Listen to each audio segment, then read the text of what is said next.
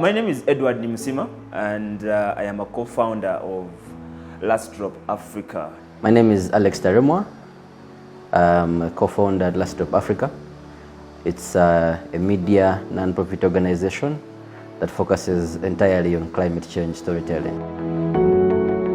So Last Drop Africa is, like I said, the climate change storytelling platform. And the reason why we did the climate change storytelling platform is, as you know, the cliche goes, no one speaks for nature. It doesn't have a voice per se. But also the times that we're in now, there's a lot of crises that keep repeating themselves that point to some level of behavior change that can happen if you communicate it to the people properly to know what they're doing correct and not doing correct. For example, if you're in a taxi going to Mukono and you drink your soda and you throw the plastic, if someone doesn't tell you that that plastic causes the drainage to fill and hence it floods, you will keep doing it for a while. We wanted a media platform, but that was not around Uganda, because everyone is doing a blog here, lifestyle and all that. So we realized that actually climate change is very untapped.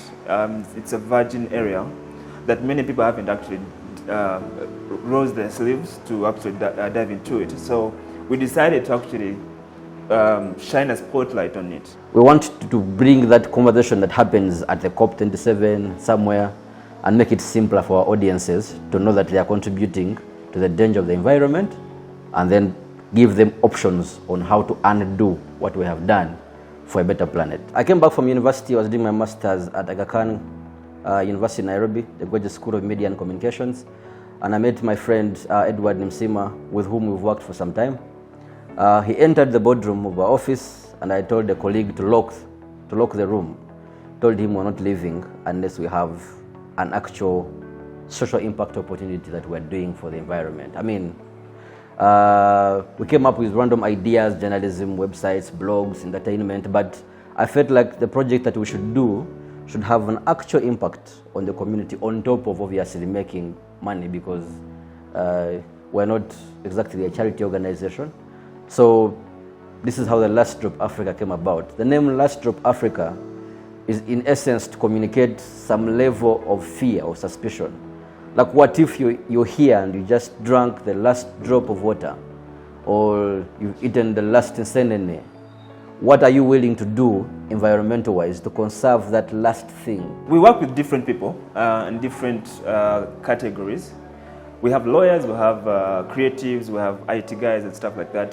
For example, when we started, because this is just 1 year project for now, when we started, our IT guy was out of employment, all right? And I'm sure right now he can confidently say that he can actually pay his rent. Our lawyer, she was straight out of school, but she used this as some sort of an experience of a project in her profession. Then we have a person who runs our podcast.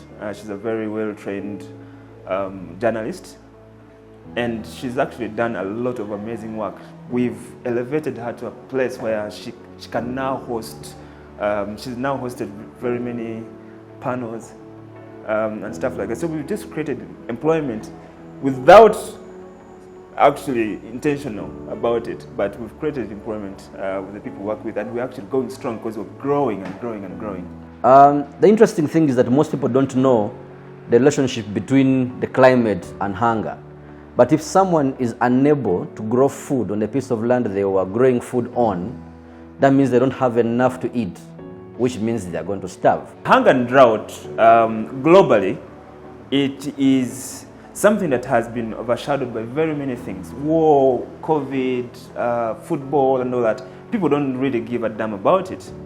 And especially, so closer to home, we know some places have been affected by hunger for a long time. I visited some schools and realized that most parents come with their children to school to just enjoy the lunch that they get. You know, Karamoja obviously is a semi-arid area, and the food crisis has been ongoing. It's been widely covered. But you know how journalism works, and that's why we call ourselves practical activists. So they tell you food is not no food in Karamoja, and then so what? Like, who should take the food? So we designed a campaign to give food relief to some of these families and schools that have been having a hard time accessing food. So we plugged ourselves in that because we realized that there was an area that was untapped, and then we plugged ourselves there. But hunger and famine is it's a disaster, it's a pandemic of its own that needs a lot of spotlight and awareness about. Where is the mismatch? Is it on the adaptation of crops for these environments? Is it on the information going up to the people who are growing the food? Which is surprising that almost 75% of Ugandans are engaged in agriculture, but we still cannot grow enough for just 40 million people. So what's likely to happen if the population, as they say, goes to 100 in the next 50 years? What are people going to be eating? If the pressure to the environment increases, what is the sustainability approach for us who are about to have children to come thereafter? So if now you get a connection between the environment and drought, then you understand how hunger comes in and how it affects not just us, but even the animals. You've seen cows dying. In Kenya, I was covering a story where people who have cows but have no food are forced to slaughter the cows and eat them for food because the cows themselves have nothing to eat and are dying.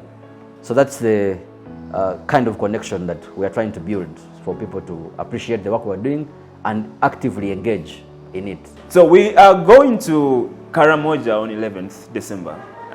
So we tried to do it differently this time around because we're doing a road trip. We wanted to tap into the lifestyle of people because people love road trips, and when the December people are off work and all that.